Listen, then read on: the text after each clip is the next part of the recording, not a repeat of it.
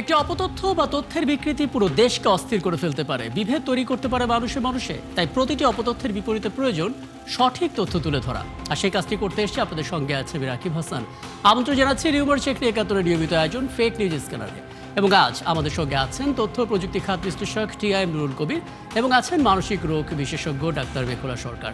আমরা দুজনকে স্বাগত জানাচ্ছি। আমরা আলোচনায় যাব, তবে তার আগে যথারীতি একটা প্রতিবেদন দেখার চেষ্টা করব, যাতে বোঝা যায় যে কী ধরনের অপতথ্যগুলো আসলে ছড়িয়েছে।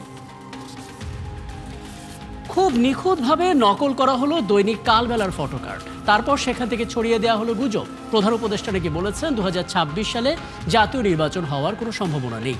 এই গুজবটি শেয়ারও করেছেন অনেকে। কিছুক্ষণ বাদে ছড়ালো আরেকটি মিথ্যা, গ্রামীণ ব্যাংকে হামলা হতে পারে, তাই গ্রামীণ ব্যাংকের সকল শাখা থেকে গ্রাহকদের টাকা উত্তোলনের নির্দেশ দিয়েছেন প্রধান উপদেষ্টা ডক্টর মোহাম্মদ ইউনূস। এবং এই গুজবটিও শেয়ার হয়েছে শতাধিক, হাজারের উপরে এসেছে প্রতিক্রিয়া। শুধু তাই না, অভিনেত্রী রিচি সুলাইমানের নামে একটি ভুয়া ফেসবুক পেজ থেকে দেয়া যে পোস্ট, সেটাকে সত্যি ভেবে সংবাদ প্রকাশ করে ফেলেছে কয়েকটি গণমাধ্যম। দর্শক চলুন আমরা শুরুতে কয়েকটা ফ্যাক্ট চেক দেখে নিই, তারপর আলাপে যাব।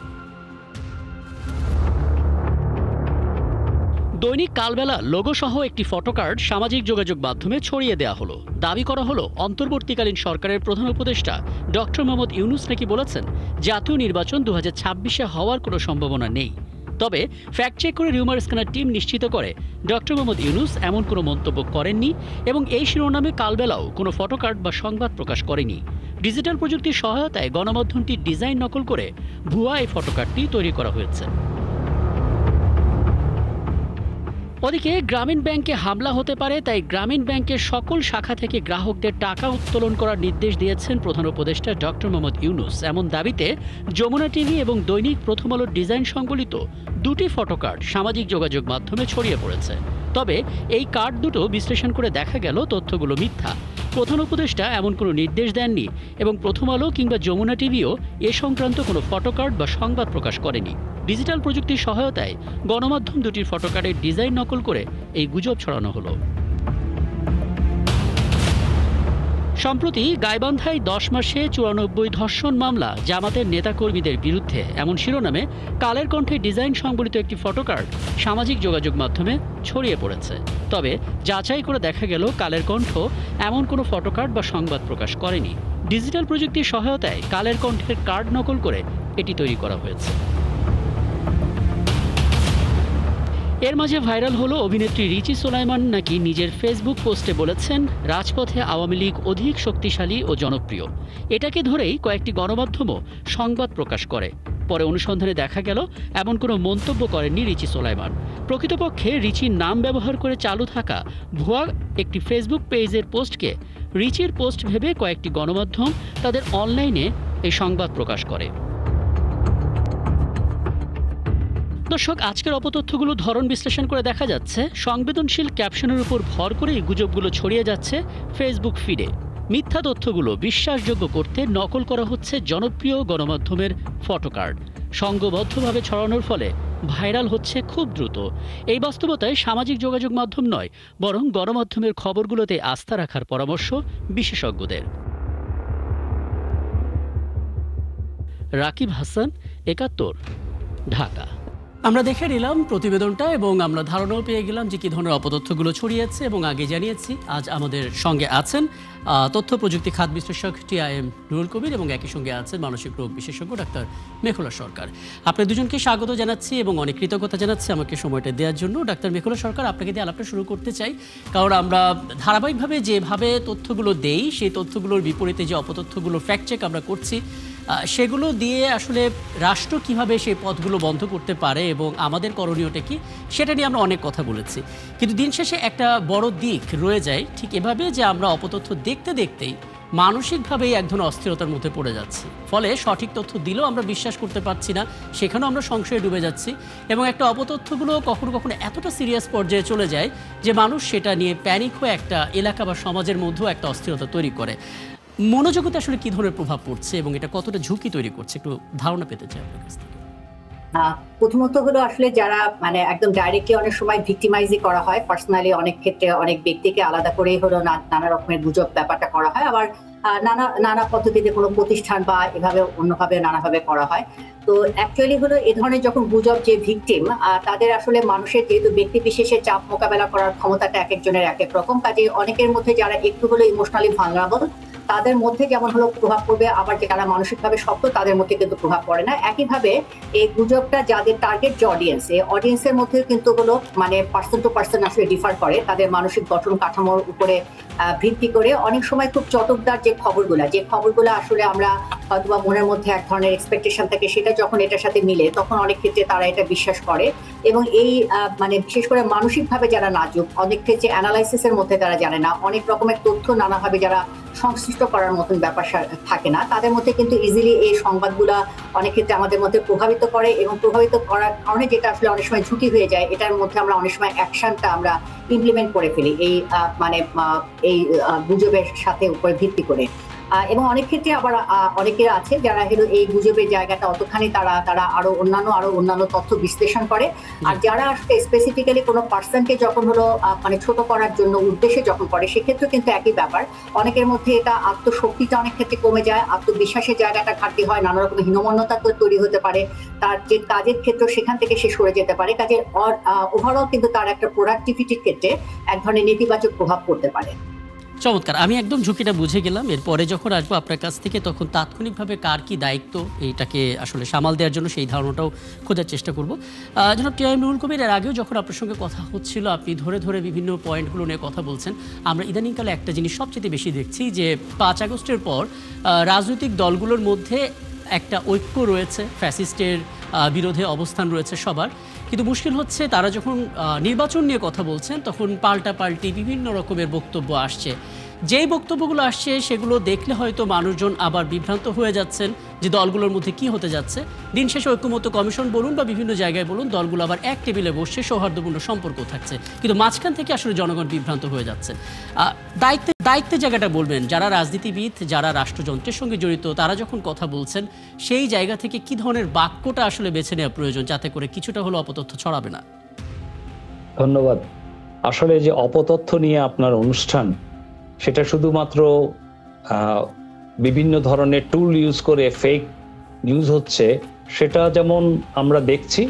আবার আপনি যে পয়েন্টটা বললেন, আমাদের আগামীতে নির্বাচন, আগামী ফেব্রুয়ারিতে আমরা আশা করছি নির্বাচন হবে। নির্বাচনের প্রাক্কালে দেশের রাজনীতি নেতৃবৃন্দ বা রাজনৈতিক দলগুলোর একটা বিরাট ভূমিকা রয়েছে জনগণের কাছে আস্থা দেওয়া, জনগণের কাছে তাদের যে মতপার্থক্য থাকতে পারে সব দলের মধ্যে, কিন্তু দেখা যাচ্ছে যে অনেক সময় তারা নিজেরাই অপতথ্যর সৃষ্টি করছেন। কখনো কখনো কোনো রাজনীতিবিদকে দেখা যায় তার ফেসবুকের ওয়ালে উনি একটা মন্তব্য করছেন, আবার ঐক্যমত্য কমিশনে গিয়ে আবার উনি যেই রাজনৈতিক দলের বিরুদ্ধে কথা বলছেন বা তিনি যে মন্তব্য করছেন তার ভিন্ন ধরনের কথা বলছেন। যখন একজন সাধারণ নাগরিক হিসেবে আমরা তাকিয়ে থাকি রাজনীতিবিদদের কাছে, যারা আমাদের রাষ্ট্র পরিচালনা করবে, আইন ব্যবস্থা চালু করবে, তারা হচ্ছে জনপ্রতিনিধি, তারাই যদি ঐক্যমতের কথা বলে বিভিন্ন মতৈক্য সৃষ্টি করার জন্য বিভিন্ন মিডিয়াতে বিভিন্ন কথা বলেন, এবং সেটা কিন্তু মানুষকে বিভ্রান্ত করে। মানুষ চেয়ে আছে এমন একটি নেতৃত্বের কাছে যারা যা মিডিয়াতে বলবে তা তারা অন্য নেতাদের সাথে বসলেও একই কথা বলবে, এবং এর মধ্যে কোনো বিভ্রান্তি আসবে না, এবং সোশ্যাল মিডিয়াতে ওনারা কোনো বিভ্রান্তিকর তথ্য বা মন্তব্য করবেন না। এই জায়গাটাতে আমার কাছে মনে হয় আমাদের, শ্রদ্ধা নিয়ে বলছি, সমস্ত রাজনৈতিক দলের নেতৃবৃন্দকে একটা দায়িত্বশীল আচরণ করা, কারণ এটা আমাদের সামনের দিনে যে বাংলাদেশকে আমরা দেখতে চাই, সুন্দরভাবে এগোতে চাই, সব রাজনৈতিক দলই একই কথা বলছে যে তারা মানুষের কল্যাণে, দেশের ভালোর জন্য, দেশকে এগিয়ে নেওয়ার জন্য কাজ করছেন। কিন্তু জনগণের কাছে ওনারা যখন মেসেজ দিচ্ছেন তখন অনেকগুলোই দেখা যাচ্ছে অপতথ্য তৈরি হচ্ছে বিভিন্ন জায়গায়। এই ব্যাপারে আমার মনে হয় যে রাজনীতিবিদদের যে সচেতনতার দরকার, এবং সেটা দায়িত্ব যেটা জনগণের কাছে আছে, সেই জায়গাটাতে আমরা কিন্তু মনে করি যে এখনই সময়।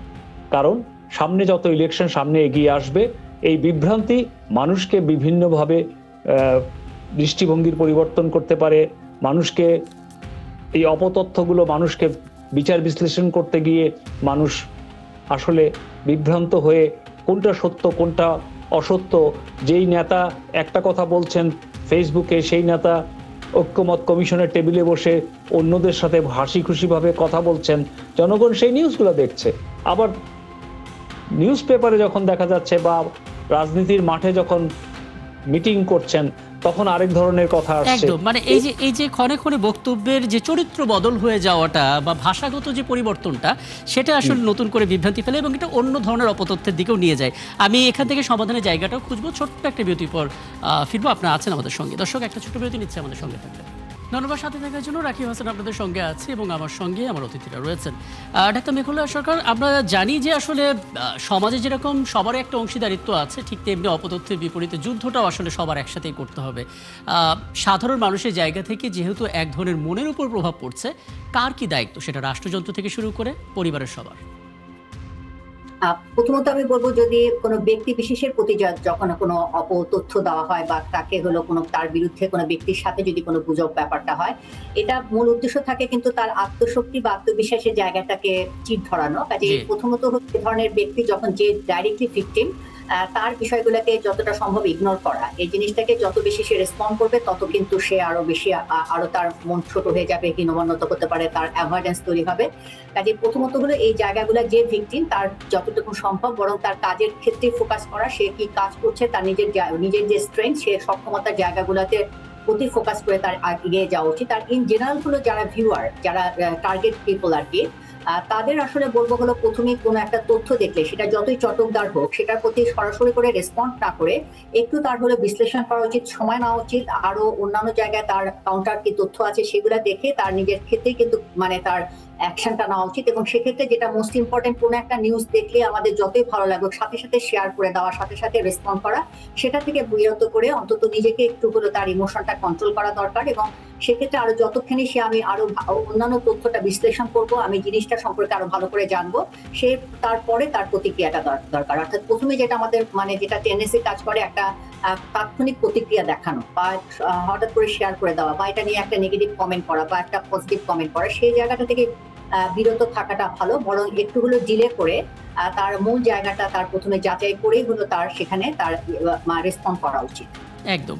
আমি জনাব নুরুল কবির, সবশেষ আপনার কাছে জানতে চাই, মানে করোনা মহামারীর সময় আমরা মহামারী হিসেবে চিহ্নিত করে যেভাবে প্রচারণা চালিয়েছি, অপতথ্যকে মহামারীর আকারের চাইতে কোনোটা কম না। মানে আমাদের এদিক থেকে আসলে প্রচারণার ঘাটতি কেমন দেখেন আপনি? যথেষ্ট ঘাটতি আছে। আপনারা ৭১ টিভিকে সাধুবাদ জানাবো, আপনারা নিয়মিতভাবে প্রতিদিন এটা সম্পর্কে মানুষকে সচেতন করার জন্য চেষ্টা করছেন, কিন্তু রাষ্ট্রীয়ভাবে সরকারি পর্যায়ে আমার মনে হয় যে এই কাজটা আরো শক্তিশালীভাবে করা উচিত। আপনি করোনার কথা বলেছেন, করোনার সময় যেভাবে প্রচারণা হয়েছে, মানুষকে সচেতন করা হয়েছে, মানুষ কিন্তু সবাই সেটার প্রতি আস্থা রেখেছে, সেভাবে কাজ করেছে, সেভাবে তারা এগিয়ে গেছে।